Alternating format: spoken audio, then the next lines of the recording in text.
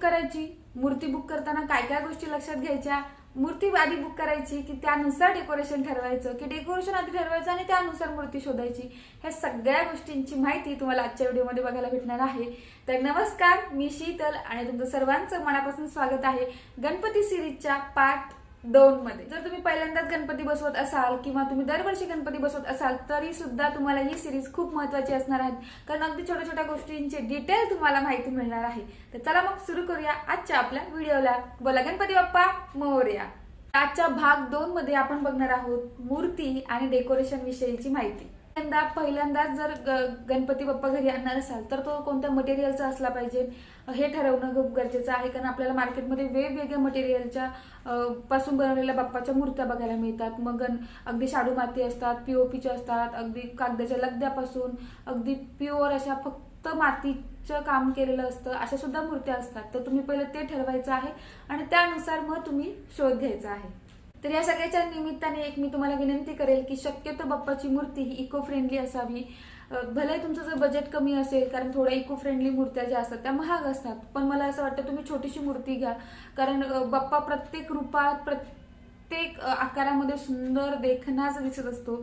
फक्त आपला भाव त्याच्याकडे बघण्याचा जर हे असेल तर तो बाप्पा आपल्याला प्रत्येक रूपात छान सुंदर दिसतो. आणि दुसरी गोष्ट म्हणजे की आपल्या घरी असतो त्यावेळेस आपण अगदी मनोभावे सगळ्या सेवा करतो, सगळ्या गोष्टींची काळजी घेतो, पण ज्यावेळेस आपण विसर्जन करून येतो त्यानंतर ज्या बाप्पाच्या मूर्तीचे जे हाल होतात किंवा त्या सगळ्या गोष्टी ज्या होतात त्या खरंच बघण्यासारख्या नसतात. त्यामुळे मला असं वाटतं की आपल्या बाप्पा जो असतो त्या मूर्तीचं अगदी पुन्हा मातीत रूपांतर होईपर्यंत सगळं छान झालेलं असलं पाहिजे.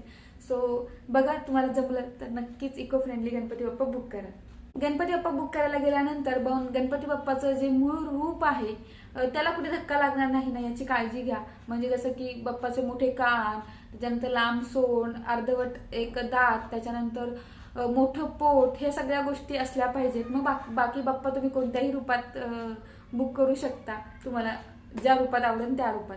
आणि दुसरी महत्वाची गोष्ट म्हणजे बाप्पाचे जे भाव आहेत ते सुद्धा तुम्ही बघितले पाहिजे. म्हणजे छान हसरा, प्रसन्न असं चेहऱ्यावरती भाव असले पाहिजेत. म्हणजे आपल्या घरात आल्यानंतर दर्शनासाठी असू दे किंवा आपण सुद्धा 24 तास बाप्पाकडे बघत असतो, तर आपल्याला सुद्धा बघून असं वाटलं पाहिजे की बाप्पा आपल्याकडे बघून हसतोय किंवा आपल्याला म्हणजे आपल्या घरी आहे तो बाप्पा खुश आहे, असं सगळं आपल्याला सुद्धा छान वाटलं पाहिजे. त्यामुळे ह्या गोष्टी लक्षात नक्की घेतल्या पाहिजे. सगळ्यात महत्वाचं आहे तो म्हणजे की बाप्पा आधी बुक करायचा आणि त्यानुसार डेकोरेशन ठरवायचं, की डेकोरेशन ठरवायचं आधी आणि मग नंतर बाप्पाचा शोध घ्यायचा. तर मी सांगेल की तुम्ही मूर्ती कोणत्या पद्धतीची आहे त्याच्यावरती डिपेंड आहे. जर तुम्ही इको फ्रेंडली बाप्पा बुक करत असाल तर तुम्हाला प्रत्येक रूपात बाप्पा मिळेलच, किंवा तुम्हाला जसं हवं आहे, जी थीम ठरवली आहे त्यानुसार बाप्पा तुम्हाला अवेलेबल होईल असं नाही. त्यामुळे तुम्ही आधी बाप्पाचा शोध घ्या. तुम्हाला बाप्पा ज्या रूपात आवडेल, ज्या रूपात तुम्हाला घरी आणायचं आहे ते ठरल्यानंतर मग त्या अनुषंगाने तुम्ही डेकोरेशनची थीम ठरवणं जास्त सोपं जाईल. पण जर तुम्ही पीओपीचे बाप्पा बुक करत असाल तर मात्र तुम्हाला अगदी छान वेगवेगळ्या रूपात हवे त्या रूपामध्ये तुम्हाला बाप्पांची मूर्ती मिळत असते. त्यामुळे मग अशा वेळेस मात्र तुम्ही आधी डेकोरेशन ठरवलं तरी सुद्धा चालेल. तर सगळ्यात पहिलं डेकोरेशनची थीम ठरवून घ्यायची आहे.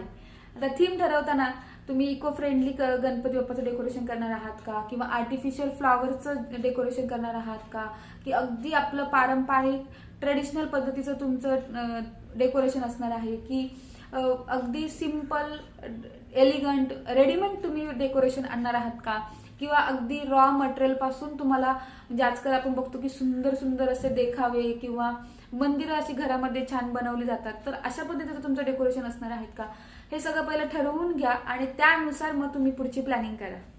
तर तुमची थीम ठरली तर मग त्यानुसार आपल्या घरामध्ये काय काय गोष्टी अवेलेबल आहेत बरं, आणि ज्या गोष्टी नाही आहेत त्या आपण कुठून मागवायच्या आहेत. जर तुम्ही एखाद्या ऑनलाईन पेजवरून किंवा ऑनलाईन वेबसाईटवरून मागवत असाल तर मग आपण ती सगळ्यात पहिली मागवून घ्यायची आहे, कारण ती यायला वेळ लागतो. आल्यानंतर त्या गोष्टी सगळ्या आपल्या प्रमाणे आहेत का, जर नसतील तर मग तुम्हाला वेगळ्या मार्केटमध्ये जाऊन खरेदी करायला वेळ मिळतो. जर तुम्ही आयत्याच वेळी त्या सगळ्या गोष्टी मागवणार आणि मग तुम्हाला पटल्या नाहीत किंवा व्यवस्थित आलं नाही, त्याचं काही नुकसान झालेलं असेल तर मात्र तुम्हाला वेळ मिळत नाही नवीन काही गोष्टींची खरेदी करण्यासाठी.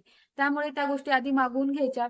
आणि सगळ्यात महत्वाचं म्हणजे घरातलं जे तुमचं मटेरियल असणार आहे, मग ते लाइटिंग असू शकते, माळा असू शकतात, पडदे असतील किंवा काही जुन्या साड्या आहेत की ज्याचा उपयोग तुम्ही डेकोरेशन मध्ये करणार आहात का, तर त्या सगळ्या गोष्टी बघा.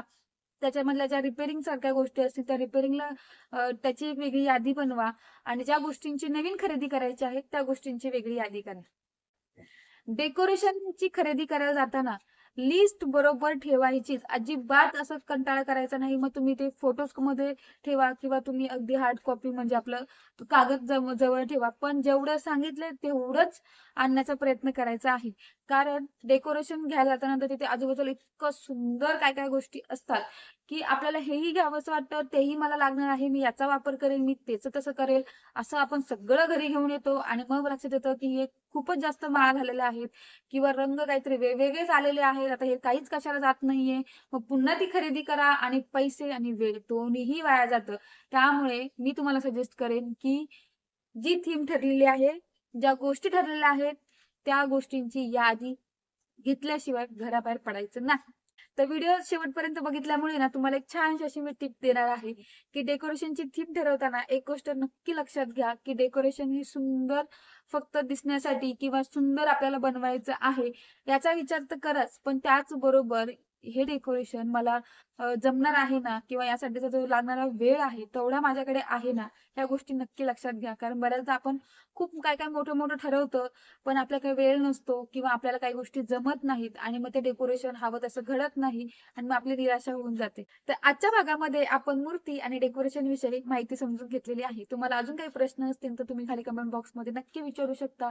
आणि तुम्ही जर पहिल्यांदाच हा चॅनलवरती भाग बघत असाल तर भाग 1 सुद्धा जाऊन नक्की बघा. त्याच्यामध्ये मी छान असं कामांचे पूर्वनियोजन कसं करायचं ते सांगितलेलं आहे. आणि व्हिडिओ शेवटपर्यंत बघितला आणि तुम्हाला आवडला असेल तर व्हिडिओला जरूर एक लाईक करा, इतर मैत्रिणींसोबत शेअर करा. चॅनलवरती नवीन असेल तर चॅनल नक्की सबस्क्राईब करा.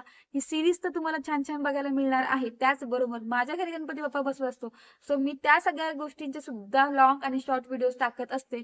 सो तुम्हाला सगळ्या गोष्टींचा आनंद घेता येणार आहे. सो चॅनल सबस्क्राईब केल्याशिवाय जाऊ नका. चला मग भेटूयात भाग 3 मध्ये. तोपर्यंत बाय बाय, धन्यवाद. बोला गणपती बाप्पा मोरया.